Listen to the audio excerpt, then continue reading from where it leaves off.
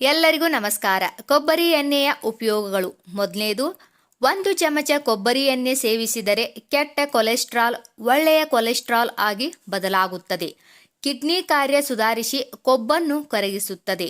ಕೂದಲು ದಟ್ಟ ಮತ್ತು ಉದ್ದವಾಗಿ ಬೆಳೆಯಲು ನೀವು ತಲೆ ಕೂದಲಿಗೆ ಕೊಬ್ಬರಿ ಎಣ್ಣೆಯನ್ನೇ ಬಳಸಿ.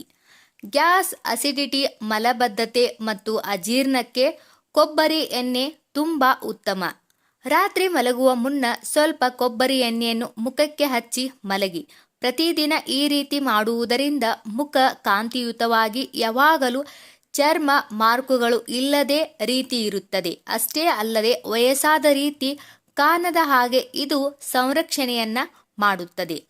ಪ್ರತಿನಿತ್ಯ 2 ರಿಂದ 3 ಟೀ ಸ್ಪೂನ್ ಕೊಬ್ಬರಿ ಎಣ್ಣೆಯನ್ನು ಸೇವಿಸುವುದರಿಂದ ಥೈರಾಯ್ಡ್ ಕಡಿಮೆಯಾಗಲು ಸಹಾಯ ಮಾಡುತ್ತದೆ. ಶರೀರದ ಅಧಿಕ ತೂಕವನ್ನು ಸಹ ಕಡಿಮೆ ಮಾಡಿ ಕೆಟ್ಟ ಕೊಬ್ಬನ್ನು ಶರೀರದಿಂದ ಹೊರಗೆ ಹಾಕಲು ಸಹಾಯ ಮಾಡುತ್ತದೆ. ಮಧುಮೇಹಿಗಳಿಗೆ ಈ ಕೊಬ್ಬರಿ ಎಣ್ಣೆ ದಿನಾಲು 1 ಚಮಚ ಸೇವಿಸುವುದರಿಂದ ಮಧುಮೇಹ ಕಂಟ್ರೋಲ್ನಲ್ಲಿ ಇರುತ್ತದೆ. ಕೊಬ್ಬರಿ ಎಣ್ಣೆಯು ತುಂಬಾನೇ ಆರೋಗ್ಯ ಗುಣಗಳನ್ನು ಹೊಂದಿದೆ.